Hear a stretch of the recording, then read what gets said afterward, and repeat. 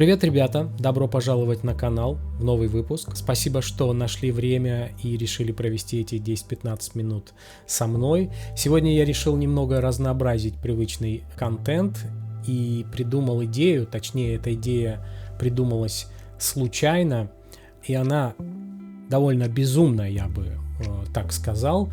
И если вы хотели сделать что-то подобное, но по каким-то причинам вас что-то останавливало, вы смущались или еще какие-нибудь причины, то сегодня я буду задавать глупые вопросы за вас и, возможно, позориться буду за вас.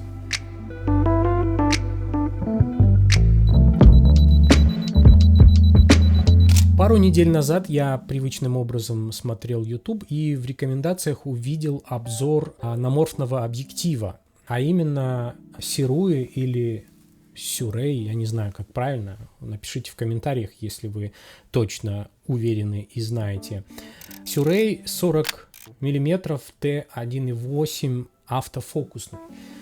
И это, насколько я понял, первый в таком бюджетном достаточно сегменте анаморфный кинообъектив, в котором есть автофокус. И меня эта тема очень заинтересовала, и я почему-то вдруг загорелся, и мне захотелось попробовать этот объектив, установить его на камеру и понять, что это такое. Ну и после нескольких дней раздумий и сомнений я все-таки заказал этот объектив.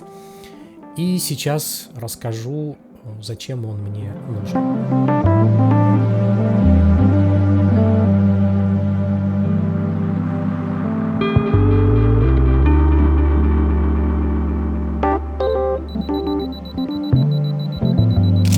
Я не обзорщик, поэтому не буду здесь вам рассказывать о всех нюансах и технических характеристиках этого объектива. Для меня важна техника только с точки зрения той картинки, которую она мне дает. Могу лишь вкратце рассказать о том, что это довольно солидная вещь, очень качественно сделана, все из металла. Из органов управления здесь есть кольцо фокусировки, оно довольно плавное. Также есть регулировка диафрагмы, у нее есть два режима со щелчком и без. Еще имеется на корпусе кнопка AFL, блокировка автофокуса. Вот. Но для меня эта кнопка не имеет значения, поэтому я не пользовался. В остальном это просто объектив, который вы ставите на свою камеру и пользуетесь для каких-то своих нужд. Но зачем мне нужен этот объектив? Сейчас объясню.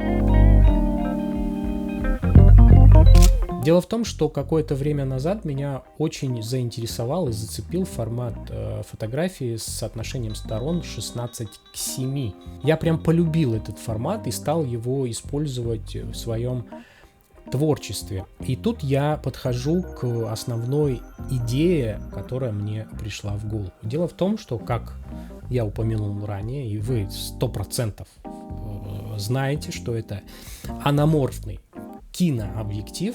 Соответственно, при съемке он дает широкоформатную картинку 2:35:1.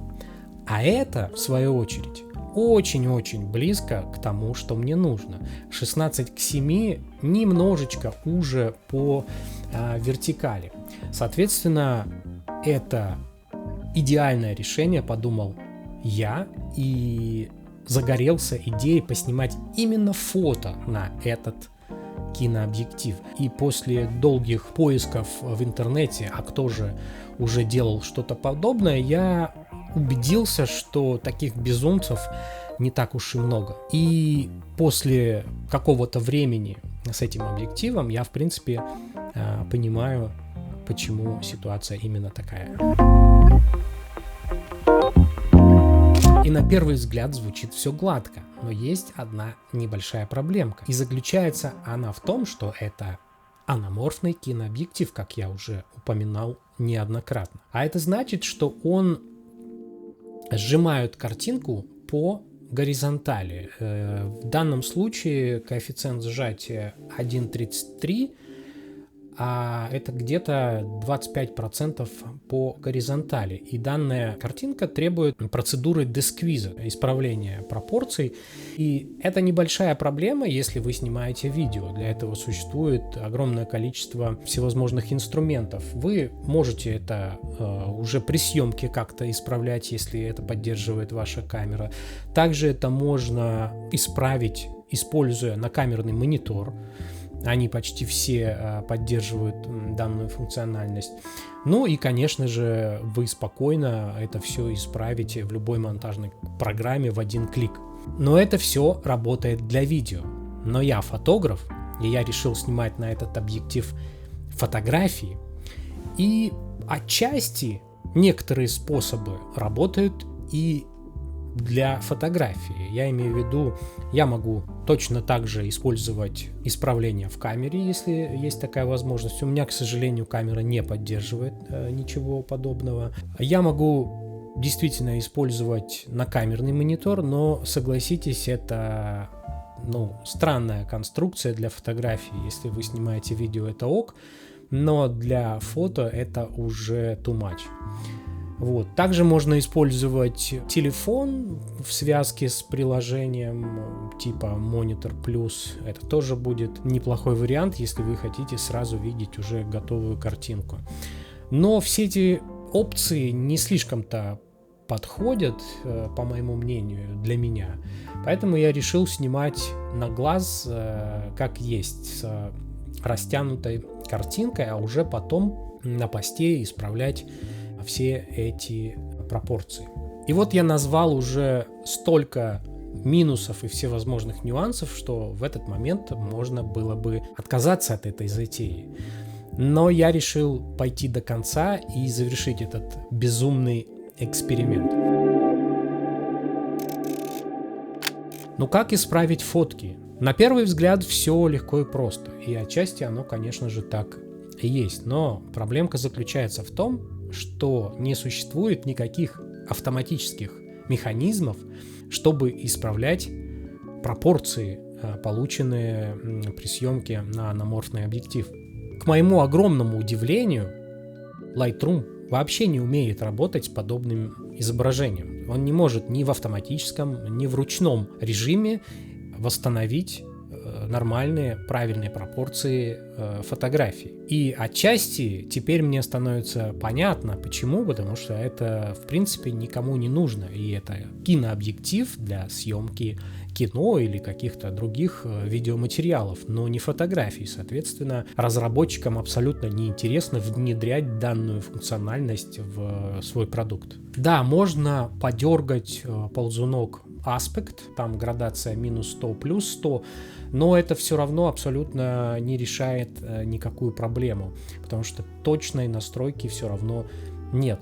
Соответственно, приходится согласиться с тем, что обрабатывать фотографии нужно в том виде, в котором они сняты, то есть с искаженными пропорциями, а потом уже экспортировать их в фотошопе, исправлять там пропорции, делать десквиз и сохранять в нормальном виде и делать дальнейший экспорт или совершать еще какие-то манипуляции с этой фотографией, если вам такое нужно. Если попробовать подытожить все, что я здесь сказал, то да, все эти манипуляции, они достаточно простые, но требуют дополнительных усилий и прежде всего времени. А главное, это убивает какую-то волшебную составляющую процесса съемки, отбора фотографий и их редактирования. Поэтому, на мой взгляд, это так себе история. Но я ведь уже подписался на этот безумный эксперимент, поэтому я хочу его довести до конца и сделать для себя какие-то выводы, стоит ли оно того. И чтобы было с чем, собственно, работать, я отправился на улицу погулять, поснимать. А как это было, я предлагаю вам посмотреть прямо сейчас.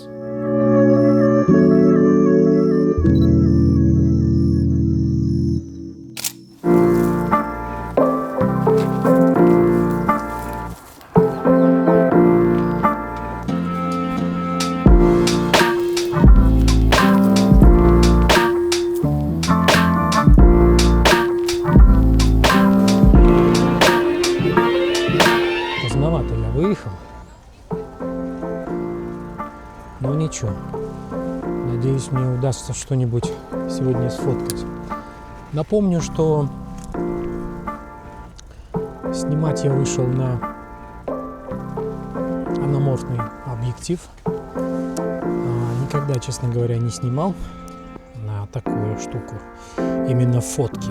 Результат, честно говоря, неизвестно какой будет. Но тема-то и интересная, я считаю.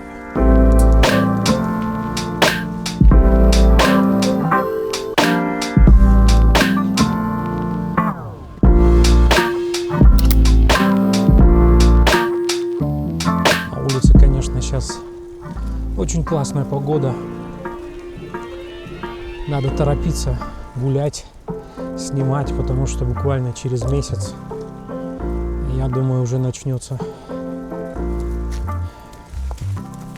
английская зима. Сегодня я не преследую целей найти какие-то мега-мега ракурсы, но тем не менее основная идея понять, можно ли снимать на анаморфный объектив что-то годное.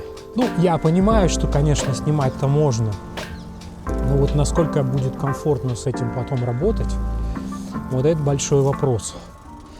И именно это меня в первую очередь интересует и волнует.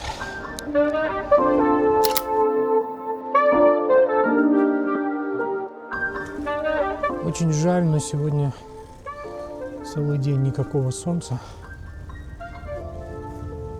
Я, если честно, ждал, что выйдет солнце все-таки. Но оно так и не случилось.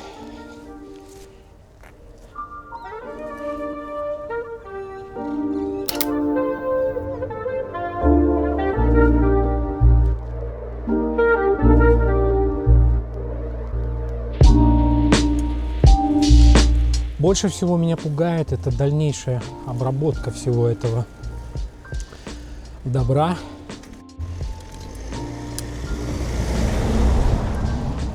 Потому что я все еще не нашел никаких автоматических инструментов для Lightroom, которые смогли бы сплюснуть картинку в обратную сторону. А, конечно, работать с каждой фоткой отдельно, загружать ее в Photoshop, возвращать ей правильные пропорции, а это, конечно, удовольствие так себе. И именно это скорее меня останавливает, да, в принятии решения о покупке окончательной этого объектива. Хотя, кто знает, может, я сейчас так кайфану и получу атмосферные снимки, даже таких простых сюжетов, что я просто не смогу устоять.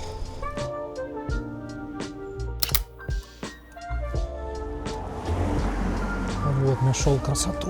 Смотрите, какая.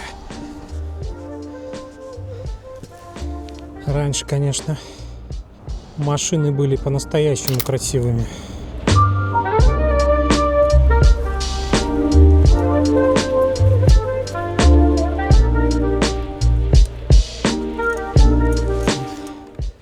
Прикольно, человек стоит, как будто на знак стоп остановился.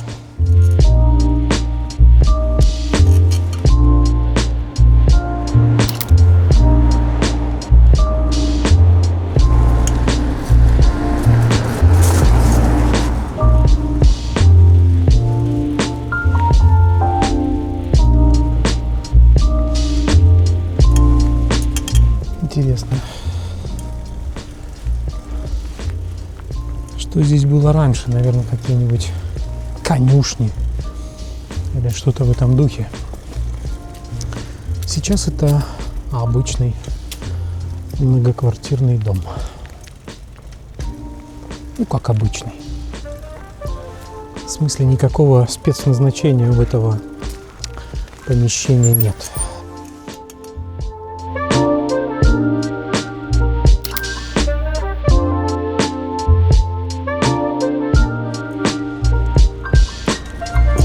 Не знаю, честно говоря, куда я еду, но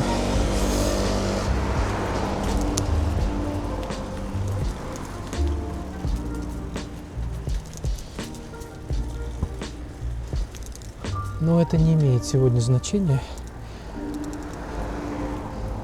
Я всего лишь хочу отснять какую-то серию кадров, чтобы можно было на каком-то массиве, да, понять, с чем я имею дело.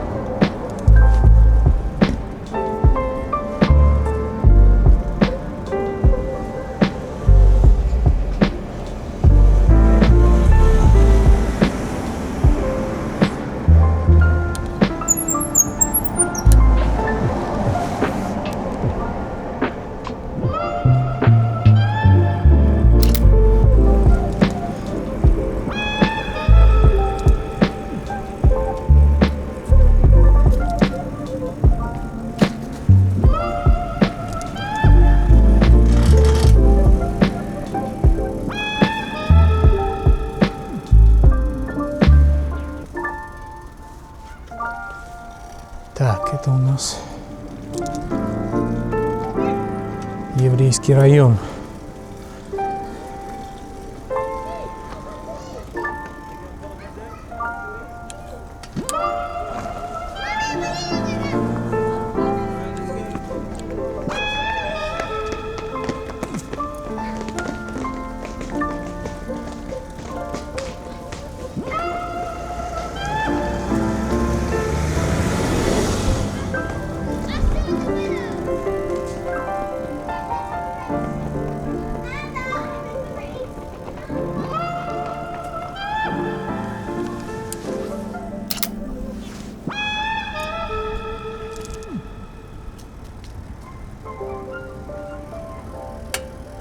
Не знаю, здесь бывают дни, когда очень колоритные люди ходят. Сегодня, к сожалению, не этот день.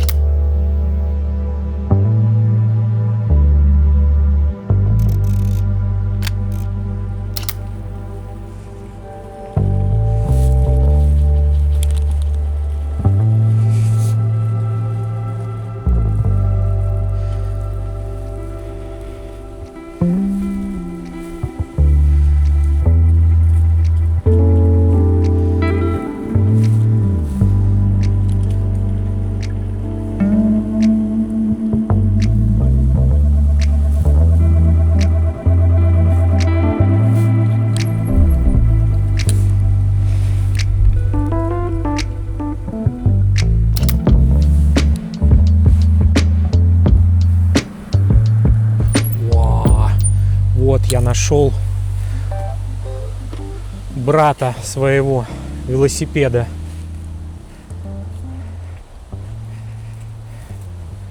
Красота.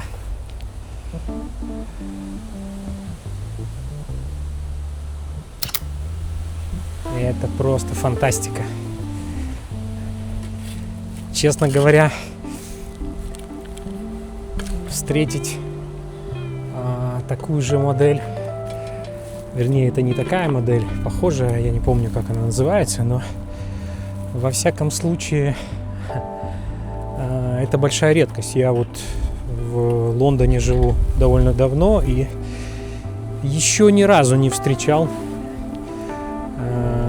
похожего. Я свой купил очень давно.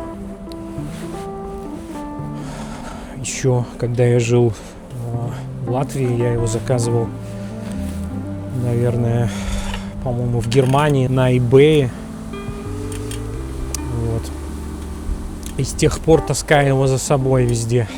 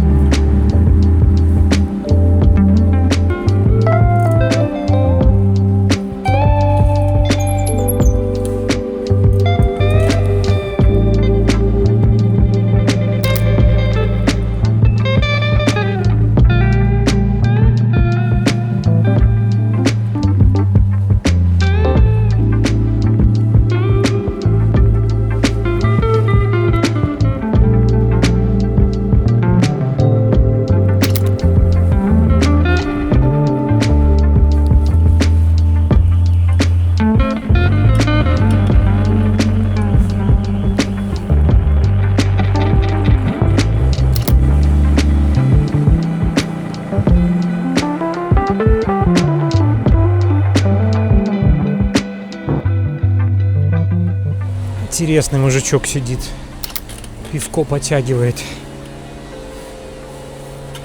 колоритный.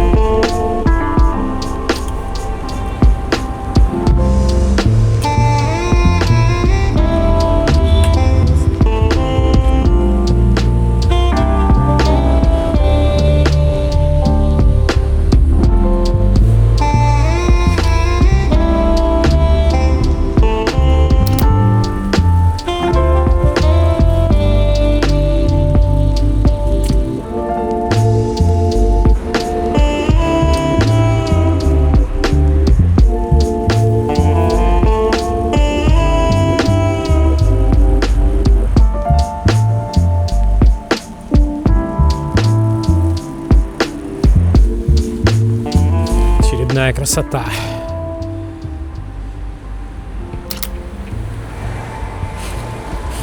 Блин, ну надо же, какие прикольные раньше были машины. Почему все изменилось? Просто фантастика.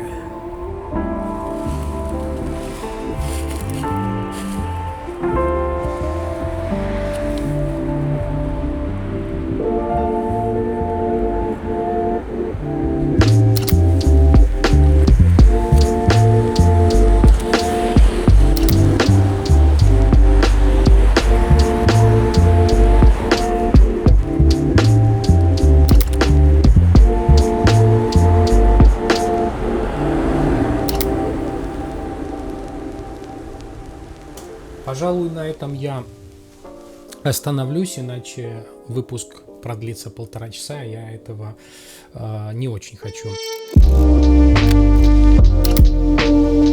Я думаю, на основании увиденных фотографий вы поняли, какую картинку дает этот объектив, и, возможно, уже сделали для себя какие-то выводы. Что касается моих выводов, абсолютно точно могу утверждать, что после 2 недель, проведенных с этим объективом, я остался неравнодушным. Я не буду лукавить и говорить, что этот опыт был прям фантастический, и я прям остался в восторге. Расстались мы добрыми приятелями. Если чуть серьезней, то объектив очень крутой, но не для моих творческих задач. Я просто не могу раскрыть его потенциал, а оставлять его для одной съемки раз в месяц под настроение я позволить себе не могу. Это и не в бюджете, ну и какой-то большой дружбы не случилось, чтобы я мог закрыть глаза на сложный процесс обработки, который увеличился по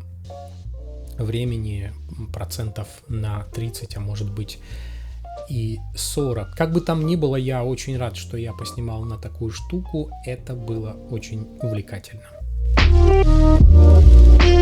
Могу ли я советовать этот объектив к покупке? Однозначно да. Если вы, к примеру, снимаете видео и хотите в свою картинку внести немного киношного шарма. Если для фото, то, конечно, покупка абсолютно не оправданная, и результат, скорее всего, не стоит тех усилий, которые приходится прикладывать, чтобы финализировать каждую фотографию. Именно такой вывод у меня сформировался, не знаю. Может быть, я снимал не в то время, не с тем светом, не в тех локациях. Если предположить, что свет был бы не таким плоским в моей прогулке, то и выводы были бы иными. Но этого я уже, конечно же, никогда не узнаю.